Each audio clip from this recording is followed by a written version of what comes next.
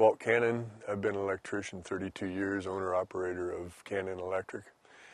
My funniest moment of being an electrician would be working in a hospital situation. We were wiring a brand new medical lab, and we were wiring a 1,000 amp service, which is a large piece of metallic gear, switch gear with breakers and main breakers and GFI protection in it. And we were wiring the inside of the main feed coming into the cabinet, and we were working with other steam fitters and plumbers and the such that were all carpenters that were all in the same area as me.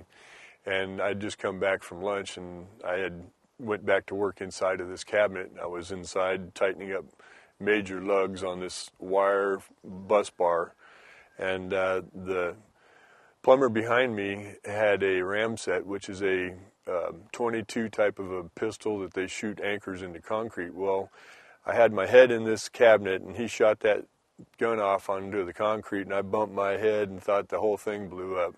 Very frightening moment, but I spent the rest of the day chasing him.